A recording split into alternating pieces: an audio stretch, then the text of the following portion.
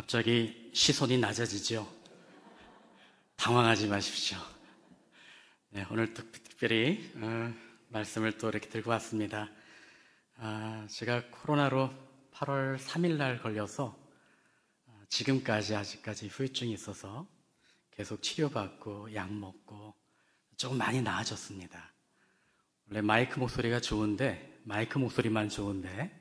오늘 조금 아마 안 좋은 부분이 있더라도 이해해 주시기를 바라겠습니다. 오늘 특별히 빌립보서의 말씀으로 여러분들과 함께 하게 되었습니다.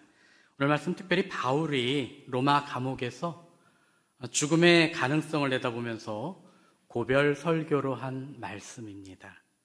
그래서 바울이 쓴 다른 편지보다 더 깊은 애정과 절실함을 담아내고 있기도 합니다. 사도행전 16장에 보면은 빌립보 교회의 처음 이야기가 상세하게 나오고 있습니다. 빌립보 교회는 유럽에서 처음으로 세워진 교회입니다. 빌립보는 빌립에 속하다라는 뜻을 가지고 있는데 알렉산더 대왕의 부왕인 빌립 2세가 건설한 마케도니아의 도시입니다. 그래서 그 이름을 따서 빌립보라고 그렇게 지은 것입니다.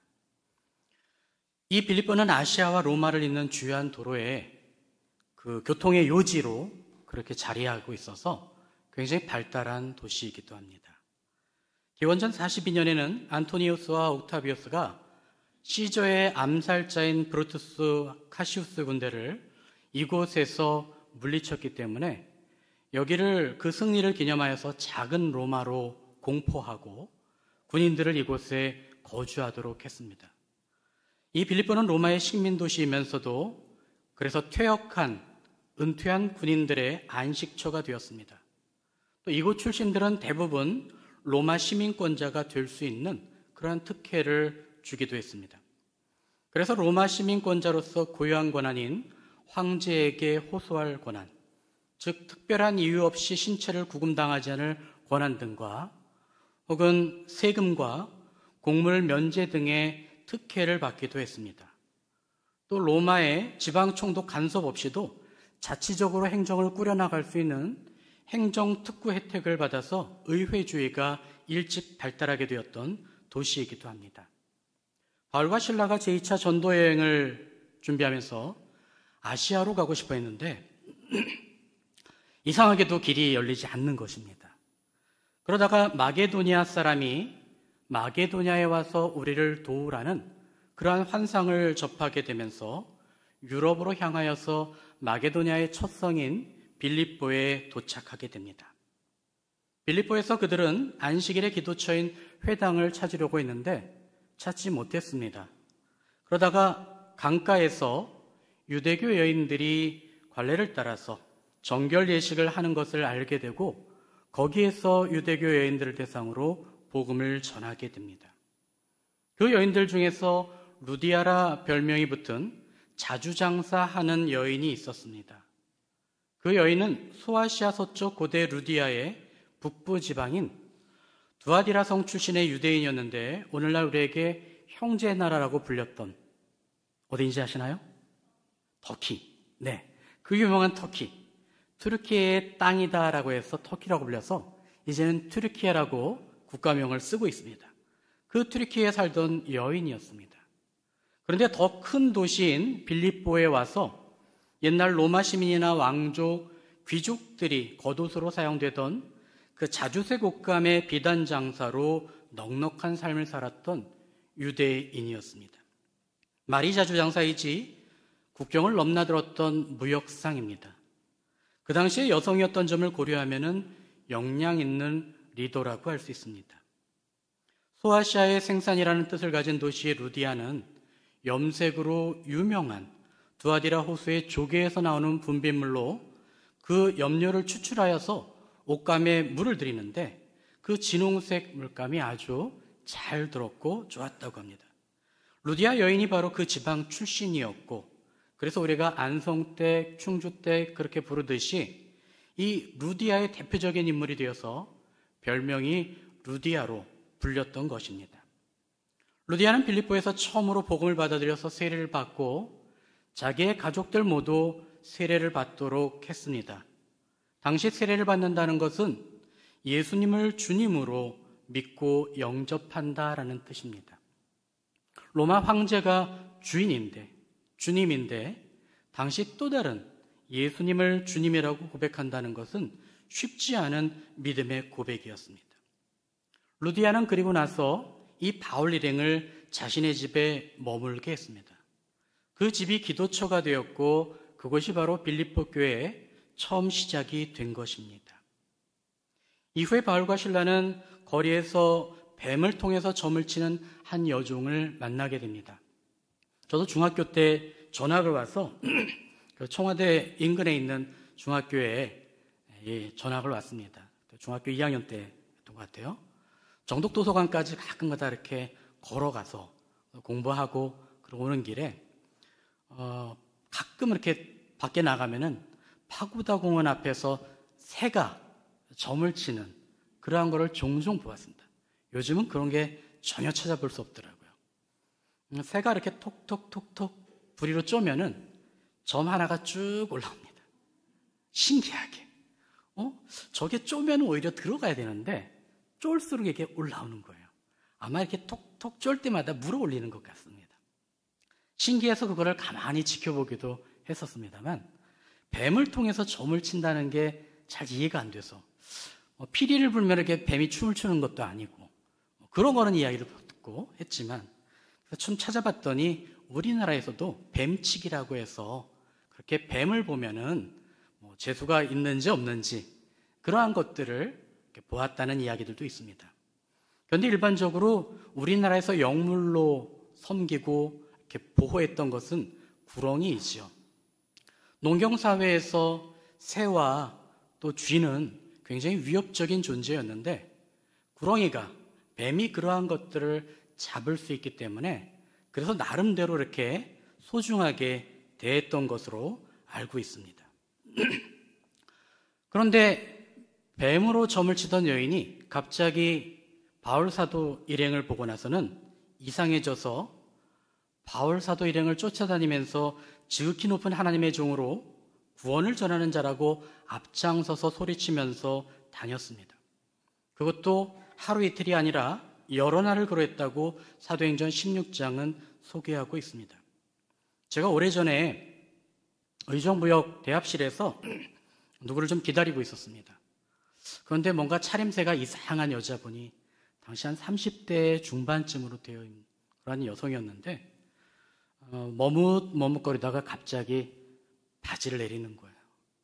순간 술렁거렸고 굉장히 많은 대합실에 사람들이 있었는데 갑자기 쫙 이렇게 갈라져듯이 사람들이 거리를 두고 이렇게 좀 주변으로 피하는 것입니다. 그러고 봤더니 볼일을 보는 거예요. 중국도 아니고. 당황해서 민망해서 외면을 했다가 잠시 시간이 지난 다음에 들어봤더니 자기가 작은 거를 봐놓고 그의 발로 또 착착 치기면서 아이들처럼 그러고 또 흥얼거리는 거예요. 정신이 조금 이상하신 분이었던 거죠. 그런 분을 보면서 주변에서 찌릿거리기도 하고 뭔가 이야기를 하기도 하고 더 거리를 두기도 하고 경계하는 모습들을 볼 수가 있었습니다. 만약에 그런 사람이 갑자기 예수천당 불신지옥을 외친다면 어떻겠습니까? 일반적인 사람이 예수천당 불신지옥 외쳐도 거부감이 드는 사람들이 참 많은 그러한 사회에서 갑자기 이 여인이 하나님의 종이라고 복음을 전하는 자라고 그렇게 떠들고 다니니 전도가 될 리가 만무했던 것이죠. 그래서 바울이 참다 못해서 그 여인에게서 귀신이 나가도록 예수 그리스도의 이름으로 쫓아내게 됩니다. 그러자 그 여인을 종으로 삼아서 점을 치던 포주가 이 바울 사도 일행을 업무방해로 일종의 고소를 하여서 빌립보 감옥에 바울과 실라가 갇히게 되었습니다. 루디아라는 자주 장사하던 여인과 뱀으로 점을 치던 종이었던 이 두 여인의 이름은 유오디아 아니면 순두개인데 둘 중에 누가 유오디아고 누가 순두개인지 성경에서는 지칭하지 않고 있습니다. 그러니까 자주장사가 유오디아라면은 점을 치던 여인은 순두개인 것이고, 자주장사하던 여인이 순두개라면은 점을 치던 여인은 유오디아인 것이죠. 그런데 조금 이야기를 들어가 보면은 좀 어느 정도 알 수 있게 됩니다. 또 우리가 대부분 알고 있는 것처럼 빌립보 감옥에 갇힌 바울과 실라가 찬송과 기도로 밤을 지새우다가 빌립보 감옥에 지진이 일어나면서 감옥 문이 뒤틀어지면서 문이 열리게 되는 일이 벌어지게 됩니다. 우리 성도님들도 찬송과 기도 중에 어려움과 근심의 테두리로부터 벗어나는 하나님의 은혜와 역사를 체험하게 되기를 소망합니다. 그래서 찬송과 기도로 고통이 사라지고 문제가 해결되는 그러한 역사들도 여러분들이 누리게 되기를 간구합니다. 빌립보 감옥의 지진의 충격이 가신 뒤에 간수가 뒤늦게 정신을 차리고 보니 감옥문은 이미 열려 있었고 죄수가 탈출했다라고 간수는 생각을 하고 그 책임이 자기에게 있으니까 자결을 하려고 했습니다. 그때 바울이 제지를 하게 되었고 바울의 일행에 감동을 받게 되면서 간수의 마음이 열리게 됩니다. 당시 사도행전을 보면은 바울과 실라에 대한 불법적인 체포에 대해서 바울이 항변을 했습니다. 그래서 로마 시민권자로서 그 고유한 권한인 황제에게 호소할 권한, 즉 특별한 이유 없이 자기의 신체를 구금했기 때문에 그것을 로마 황제에게 내가 항변할 수 있는 시민권이 있다는 것을 요구했던 것입니다. 그런데 지진으로 감옥의 문이 열려서 도망할 수 있었음에도 불구하고 도망을 가지 않았더니 빌립보의 시민들은 그로 인하여서 정말 믿게 됩니다. 바울과 사도가 정말 로마 시민권이 있는 사람이구나. 도망갈 수 있었음에도 도망가지 않고 저렇게 당당했기 때문에 그래서 그 말을 믿고 바울 일행을 석방하게 됩니다. 사도행전 16장 33절을 보면은 감옥을 지키던 간수도 회심하여서 바울과 실라를 때렸던 그 상처 부위를 깨끗이 씻겨주고 치료한 뒤에 바울에게 세례를 받는 그러한 믿음의 역사가 일어나게 됩니다. 이렇게 빌립보 교회는 루디아의 자주장사하는 여인과 또 그 가족들, 그리고 종이요 점쟁이였던 여인, 그리고 이름이 확실치 않은 감옥을 지키던 간수, 이 세 사람을 중심으로 시작된 교회였습니다. 그런데 그 세 사람을 중심으로 시작된 빌립보 교회가 성장해 나가다가 시련을 겪게 됩니다. 외적으로는 로마의 핍박이었고 내적으로는 그 교회 안에 갈등이 생겼던 것입니다.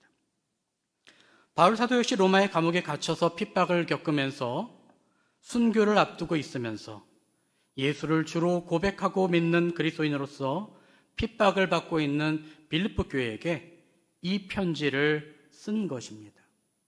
오늘날 이 편지를 가리켜서 우리는 기쁨의 편지라고 알고 있습니다. 짧은 편지 안에서 기쁨, 또 기뻐하라는 동사와 명사가 16차례 이상이나 쓰이고 있기 때문입니다. 사실 그들이 서로 처한 상황은 기쁨이라는 그러한 상황과 거리가 먼데도 불구하고 기쁨이라는 말이 강조되고 있기 때문에 그렇게 이 편지의 명칭이 불리게 된 것입니다. 어떻게 그런 일이 가능할 수 있을까? 그것은 주 안에 거하는 삶을 통해서 체험되는 많은 은혜와 기쁨을 누리기 때문에 가능한 것입니다. 우리 믿음의 성도들도 어려운 때일수록 그렇게 주 안에서 거하는 삶을 통해서 기쁨과 감사의 고백을 드리며 힘과 지혜를 얻게 되기를 바랍니다. 첫 번째로 주님 안에 거하며 기뻐하는 삶을 살기 위해서는 먼저 주님 안에서 일어서야 합니다. 어려운 시대 속에서 여러 가지 문제로 인하여서 위축되고 짓눌려서 슬퍼하며 근심하는 사람들이 늘어가고 있습니다. 지금 시대적으로도 많이 어렵다고 하는데 이런저런 이유로 부양의무자 역할을 거부하는 가족이 늘고 있습니다. 어린 시절 아버지가 학대했다고, 엄마가 가정을 책임지지 않고 나갔다고, 또 빚을 떠안기고 도망가서 힘들게 살아왔다고, 또 외도로 가정을 버렸다고 이런저런 이유로 부양 의무를 거부하고 있습니다. 뒤늦게 구청을 통해서 이 어렵게 살아가는 노인분들의 수급자로 인정해 주리고 부양 의무자들이 있는 것들을 이런저런 사유로 해서 정말 부양 의무를 받지 못한다고 그렇게 증빙을 하려고 매월 심사를 하고 있습니다. 그 내용들을 꼼꼼히 읽어보면 정말 어려운 내용들이 구구절절히 나옵니다. 때로는 몸이 불편한 노부모를 자기도 건강이 안 좋아지고 생활이 어려워져서 더 이상 모실 수도 없고 이젠 따로 연락도 끊어지게 되었다라고 하면서 구청이 연결해 주어도 이제는 연결을 차라리 안 받는 게 낫겠다. 그동안 내가 받은 상처 때문에, 내가 떠안았던 빚 때문에, 내가 당해왔던 서러움 때문에 이젠 내가 부모로서 노년에 나를 부양해달라고 그렇게 하더라도 이제는 남남이 되는 게 차라리 낫겠다라고 인정하지 않는 그러한 사연들이 참 많이 있습니다. 더 이상 어쩔 수 없는 암담한 현실의 장벽 앞에 서로 외면하고 싶은 그러한 일들도 많아지고 있습니다. 그러나 그럴 때일수록 우리 믿음의 사람들은 먼저 주 안에서 굳건히 서야 할 것입니다. 사방으로 우겨싸고 힘들게 할지라도 위로부터 내려오는 하나님의 평강이 우리의 마음과 생각을 지켜주실 것을 믿고 우리는 당당히 견뎌낼 수 있어야 합니다. 제가 1993년에 처음으로 교육전도사로 부임한 교회가 수유리에 있습니다. 그 교회는 한 권사님이 6.25 전쟁 이후에 고아들을 모아서 야학을 시작하고 저녁밥을 먹였던 그러한 곳이었습니다. 그러다 나중에 그 권사님이 백운학원이라는 학원을 차렸고 그곳을 또한 헌물하시면서 그 학원이 바로 교회가 되었습니다. 어떤 교회인지는 학원 이름에서 알게 되셨을 것 같아요. 그런데 지금부터 20년 전인 2004년 7월에 포천에서 한 교회가 여름성경학교 캠프 중에 한밤중에 종이컵에 촛불을 세워두었는데 그것이 벽면에 타고 불이 나게 되면서 한 아이가 연기에 질식해서 죽었다는 그러한 소식이 있었습니다. 저는 그 뉴스를 들으면서 그때 아이들은 67명이고 인솔교사는 24명이라는 보도에 참 교사들이 아이들 수에 비해서 많은 교회다라고 그렇게 생각하면서도 왜 빨리 구조하지 못했을까 그 많은 교사들이 그렇게 생각하다가 문득 소름이 돋았습니다. 제가 지도했던 그 교회가 그렇게 교사들이 많았던 교회입니다. 그 교회 처음 설립이 야학으로 시작되고 아이들을 많이 가르쳤던 그러한 교회였기 때문입니다. 아이들이 잘 때 교사들은 따로 모여 있어서 회의하고 기도하다가 그 사실을 늦게 알았고 뒤늦게 부랴부랴 달려가서 아이들을 구조했지만 한 아이가 연기에 질식되어서 그 한 생명을 구하지 못한 것입니다. 그 사고로 인하여서 교회도 어려움에 처했지만 그 일 이후 교회는 다음 해에 방과후 교실을 교회에 설치하여서 오히려 아이들을 더 품는 교회가 되었습니다. 쉽지 않은 것이죠. 이런저런 어려움 속에서도 무너지지 않고 오히려 주님의 능력을 믿고 주 안에서 담대하게 일어설 수 있는 믿음, 이것이 바로 주 안에서 서는 사람들의 모습이라고 할 수 있습니다. 그 교회는 이제 실버 학교를 아주 잘 운영하는 모범적인 교회로 또 건축도 하고 잘 성장하고 있는 그러한 교회가 되었습니다. 우리들도 그러한 삶의 모습들을 보여줄 수 있는, 주님 안에서 언제든지 일어설 수 있는 그런 담대한 신앙의 모습들을 보여줄 수 있어야 하겠습니다.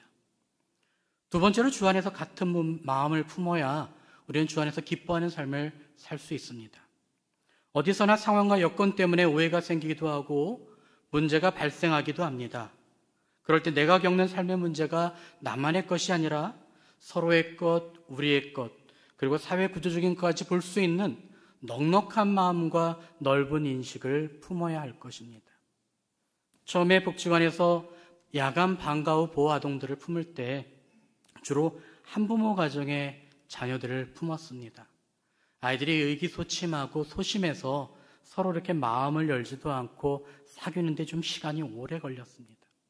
그런데 저마다 위축되었던 아이들이 여러 프로그램을 같이 하고 여행도 다니면서 조금씩 상황과 처지가 비슷하다는 것을 알게 되고 그 다음부터는 아주 끈끈하게 하나가 되는 것입니다. 이 아이들이 자라서 중학교에 각기 흩어지게 되고 또 고등학교도 각기 흩어지게 되는데도 불구하고 자기들끼리 똘똘 뭉칩니다. 남들이 함부로 할 수 없고 남들이 그렇게 어떻게 하지 못하는 그런 어떤 힘을 만들어가는 그러한 모습들을 보여줍니다. 그러니 잘 성장해서 군대도 가고 또 취업도 하고 일도 하면서 복지관에 후원을 하기도 하고 스승의 날이면 또 찾아와서 자기들을 품어주었던 선생님에게 인사하는 어엿한 청년으로 잘 자란 모습을 보게 됩니다. 주 안에서도 한 마음을 품을 수 있다면 그러면 그렇게 하나 될 수 있는 모습들을 잘 보여줄 수 있을 것입니다. 서로 다른 의견이나 생각, 문화 정서적인 차이로 인하여서 대립할 때 갈등이라는 표현을 씁니다. 갈등이라는 말은 덩굴 식물의 칡갈자와 등나무의 등자가 조합된 글자입니다. 칡은 왼쪽으로 또아리를 틀면서 이웃하는 식물들을 감싸서 못 자라게 합니다. 또 등나무는 오른쪽으로 덩굴을 감으면서 이웃한 식물들을 지탱하는 식물들을 못 자라게 합니다.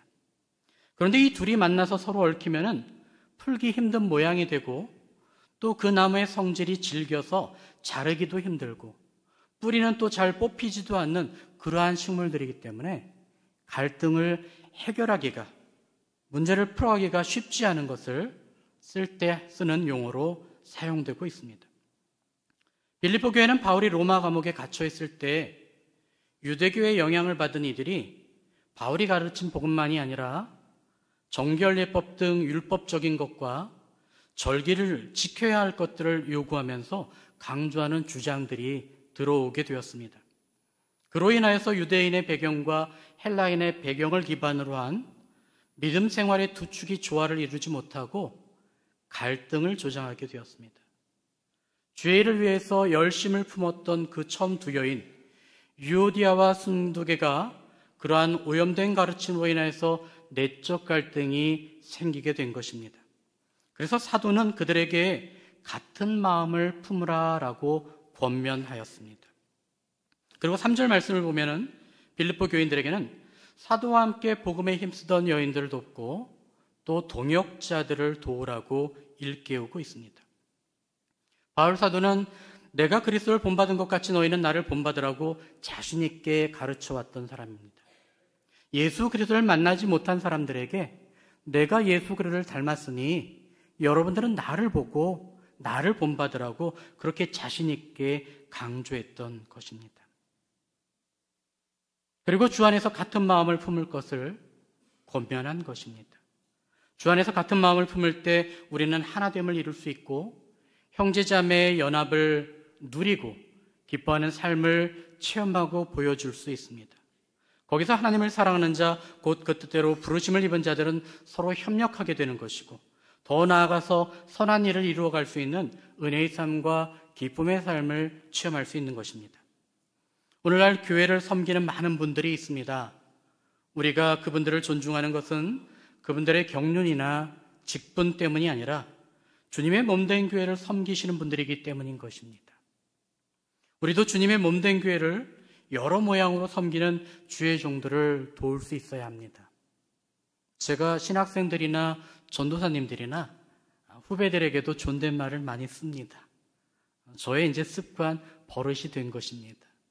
가끔 대학에서 제자들에게도 존댓말을 많이 쓰다 보니까 불편해가지고 말 놓으셔도 돼요 라고 저에게 이야기를 하기도 합니다.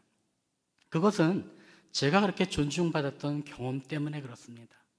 처음 교육전도사로 활동할 때 부족하고 어려도 성도님들이 전도사님이라고 존중해 주시고 깍듯이 대해 주시고 또한 믿고 따라 주셨기 때문에 제가 그러한 역할을 감당하면서 성장할 수 있었습니다. 이 광영교회도 그렇다는 것을 압니다.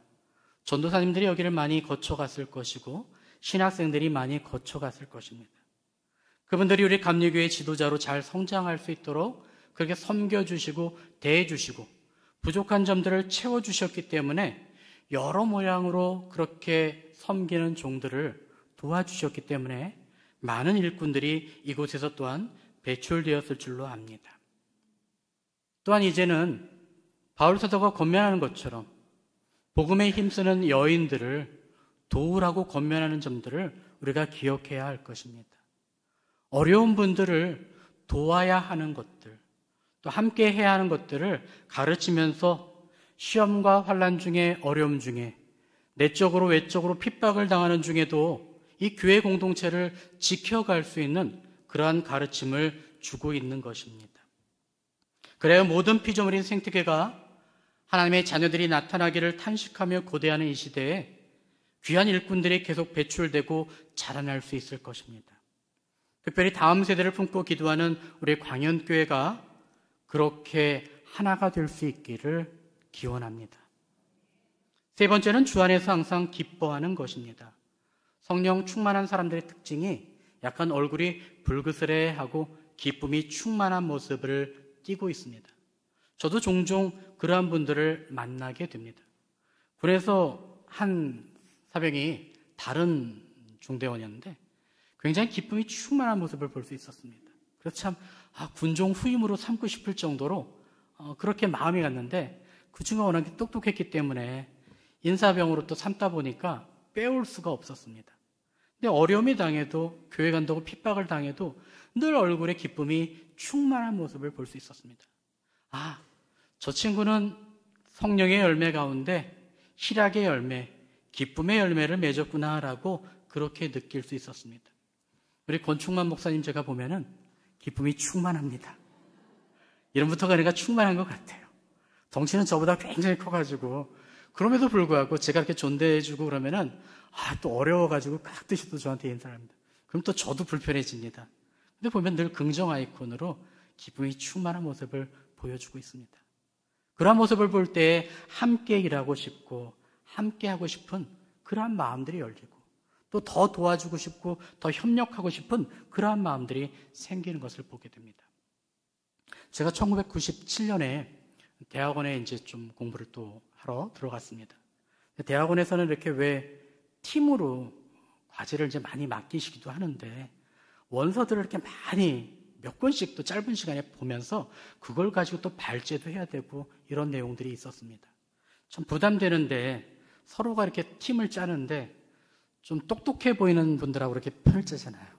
근데 제가 가만히 보니까 한 분이 이렇게 차림새도 옹색하기도 하고 숫기도 없고 그런데 얼굴은 또 이렇게 기쁨이 충만한 것 같기도 하고 또 이렇게 보면은 눈물로 많이 젖어 있고 탄식하면서 기도하는 그런 모습들 종종 보면서 그분이 혼자 외톨이인 것이 안쓰러워서 저하고 같이 하지요 라고 제가 말을 꺼냈습니다.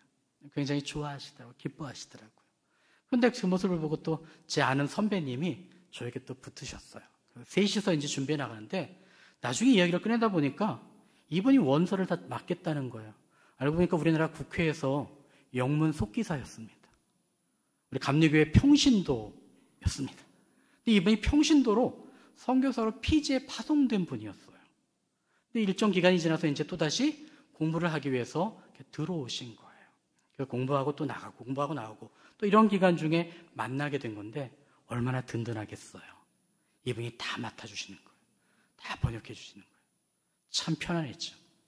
이분이 근데 어쩔 때는 기쁨이 충만한 모습을 보이는데 어쩔 때는 굉장히 심한 탄식을 하는 거를 제가 보면서 뭔가 사연이 있나 보다 그런데 나중에 이분이 자기 PG 선교를 하고 있는데 후임을 위해서 기도하고 있다고 후임 좀 추천해 달라고 이렇게 저렇게 하다가 마침 괜찮은 후배가 있어서 추천을 하게 해줬어요. 이 후배는 국내 선교 이렇게 목회 자리가 난 줄 알고 굉장히 좋아가지고 따라왔다가 같이 밥 먹으면서 PG라는 이야기를 듣고 한참 고민을 한 겁니다. 아내는 공무원이었고 그러더니만 일주일간 기도하고 응답해도 될까요? 그렇게 했더니 가겠다고. 그래서 PG에 가게 되고 그래서 PG의 상황들 좀 많이 알게 됐습니다. 1997년에 그 해죠. 한 미션 대학교에서 PG의 컴퓨터 기술을 전수하고 또 이렇게 운물 만들기 이거를 봉사하러 10명의 대학생들이 갔다가 우물 만들기를 다 파내고 이 묻은 흙과 모래를 씻으려고 바닷가에 들어갔다가 급류에 휩쓸리면서 10명 가운데 2명이 숨지는 사고가 발생했습니다. 그 대학교도 시험이었고 피지의 비전 컬리지도 시험에 들 그러한 일이었습니다. 그로 인하여서 이 선교사님이 굉장히 심한 탄식과 아픔으로 이제 눈물로 기도했던 것이죠. 그래서 기쁨의 모습과 탄식의 모습이 번갈아 가면서 보였던 것이죠. 그런데 이분이 그렇게 기도를 하면서 점점 충만해지시는데 놀랍게도 이 2명의 순교자들이라고 부릅니다.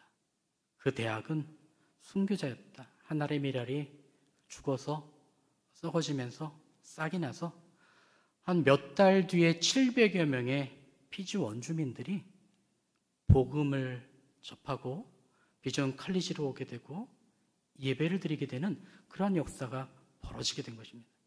그 대학이 한동대학입니다. 한동대학이 2014년에 거기에 대학 설립 20주년을 맞이해서 순교비를 헌화했습니다.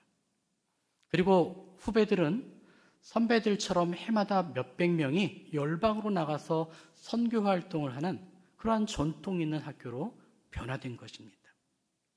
그렇게 그러한 놀라운 변화가 그 어려운 일에도 불구하고 기쁨으로 기도하면서 하나님의 자녀들이 세워지기를 원하고 또 그렇게 한 마음이 되어졌을 때 일어나게 되는 놀라운 모습을 보여준 것을 보면서 아무리 어렵고 힘든 일이 있다 하더라도 저렇게 기쁨을 품고 기도하는 사람들을 통하여서 하나님의 역사가 일어난다는 것들을 볼 수 있었습니다. 바울은 땅끝이라고 생각한 당시 극악무도한 로마의 네로 황제 앞에서 마지막 복음을 전할 기회를 얻기 위해서 자신이 로마로 호송될 것을 요청한 사람입니다. 그래서 시민권을 통해서 로마 황제 앞에서 자신의 억울함을 항변하면서 복음을 전하려고 하는 그러한 의도를 가졌던 것입니다. 모든 길은 로마로 통한다는 말이 있듯이 훗날 로마의 국교가 기독교가 되면서 복음의 확장의 역사가 이어지게 되었습니다. 그렇게 기쁨으로 순례의 길을 가는 이들을 통해서 하나님의 나라가 확장되어진 역사를 우리는 성경뿐만 아니라 일상의 삶에서도 보는 것입니다. 바울은 죽음을 앞둔 감옥에서도 그래서 덤덤하게 기쁨을 누리는 삶을 체험하면서 감옥에 갇혀가는 빌립보 교인들에게 담대하라고 권면한 것입니다. 고난당함에도 불구하고 담대하라, 내가 세상을 이기었노라 말씀하신 주님을 떠올리면서 그렇게 담대하게 기쁘게 살아가는 그리스도의 사람이 될 것을 권면했던 것입니다. 우리들도 그러한 믿음의 분량을 키워야 하겠습니다. 십자가를 질 수 있나 주가 물어보실 때 기꺼이 기쁨으로 달게 감수할 수 있는 그러한 그리스도의 장성한 분량에 이룰 수 있기를 기원합니다. 끝으로 서로 용서하며 모든 일에 감사함으로 기도해야 합니다. 너희 관용을 모든 사람에게 알게 하라고 권고합니다. 서로 용서하라는 말입니다. 정직하게 살 것을 다짐하며 노력하던 제 사춘기 시절에 저는 주기도문을 외우다가 항상 자신 없어서 침묵으로 이렇게 넘겼던 부분이 있었습니다. 바로 이 부분인데요. 우리가 우리에게 죄 지은 자를 사하여 준 것 같이 우리 죄를 사하여 주옵시고. 주기도문을 외우다가 이 부분에 들어서면은 그렇지 못했던 저의 모습을 떠올리면서 자책이 들어서 차마 그것을 입으로 언급하지 못했던 것입니다. 물론 지금까지도 가끔 기계적으로 외우는 것이 아니라 마음에 찔림이 있을 때를 느끼면은 그때 떠오르는 누군가가 있다면은 사과를 한다던가 뭔가 풀어가는 그러한 시도를 하는 삶을 살았습니다. 성도 여러분, 먼저 용서하고 관용을 베푸시기 바랍니다. 먼저 용서하지 않고서 나의 잘못을 주님께 용서받기를 바라지 마십시오. 이것이 주 안에서 바람직한 회개기도의 자세입니다. 신앙생활을 하면서 아직도 서로 용납하지 못했던 그런 이웃은 없습니까? 이웃에게 원망들을 만한 일이 있는 줄 생각난다면 예수님 말씀대로 예물을 제단 앞에 두고 먼저 가서 이웃과 화목하고 그 후에 와서 예물을 드릴 수 있는 그러한 순종하는 성도들이 되시기를 바랍니다.